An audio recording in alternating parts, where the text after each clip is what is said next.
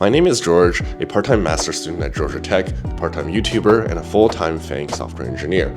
Today, I'm going to share with you some of the biggest career regrets I've had thus far in the hope that you can really learn from those experiences. So without further ado, let's dive into the first one. Number 1, sunk cost fallacy. The sunk cost fallacy is when you continue down a path simply because you've already invested so much into it, even when it's clear that changing course would be considerably more beneficial. Whether it's a course, a degree, a job, or a startup, we've all been there. We're struggling, yet we feel obligated to push on because of the time, money, effort that we've already put in. But here's the truth. Honestly, it's okay to let go. In my case, I wish I had pivoted from my neuroscience degree to computer science sooner. That's why I suggest exploring both options for as long as possible. Maybe you don't need to quit right away.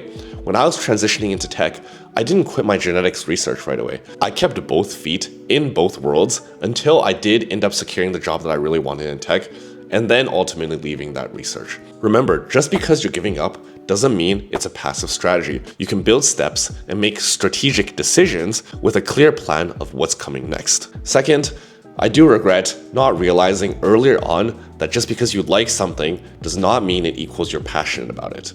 A lot of people mistake liking something for being passionate. I like Mario Kart, I like Pokemon, but these aren't passions, they're interests. Passion is something deeper. It's something that you can't stop thinking about, something that you're willing to push through hard times for. Think about Patrick Mahomes playing through an ankle injury or Taylor Swift performing in the rain. Passion drives you forward no matter what. So ask yourself, are you willing to go through that extra mile, the difficult steps to do what you enjoy? If not, it's probably just a hobby and it's not a passion. Third, philosophy for career choice. I'm going to be honest. Asian parents might be onto something. They often say pursuing your passion will leave you in the streets. They also say that everyone hates their job. Might as well do a job that makes you rich. Well, even though I don't think it's universally true, what I do agree with is a career is about creating value for others to the point to where they're willing to pay you for it. Ideally, something you're passionate about also creates value for other people. That's the sweet spot.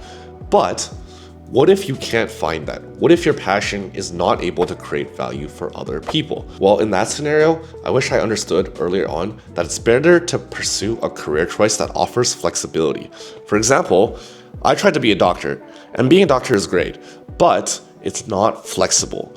My neuroscience degree was pretty limiting because you could only do sort of like research and, eventually try to go into medicine. And I realized those very specific paths that I could take with it. So again, I do encourage everyone to try and find that sweet spot between your passion and providing value for other people. And when you do find it, pursue it bravely. But it's not always easy. And when you haven't found it, you can find a career that gives you more flexibility so that you can continue on your search. 4, giving myself permission to explore. Exploring just means trying new things and being willing to fail. As we get older, we often develop expectations about how good we need to be at something, and we are less happy about things that we're just like average at, or just even the small wins. And I'm proud that I still feel accomplishment when I just complete a simple video, when I try something new, when I learn a new skill. I don't know how valuable it's gonna be in the future, but I do know that exploring is gonna help me think about things in a different way. So again, as I've gotten older, I realized that I have to give myself permission to explore, to fail, to learn. And the more I can do that, the more I will be able to grow. 5, consistent work over hard work. When you go to the gym, you don't max out every single time. You build consistency. The same applies to work. As someone with ADHD, I've realized that I work best under pressure. But that's a superpower that I use sparingly. Consistent work actually feels easier over time because it's just something that you do every single day.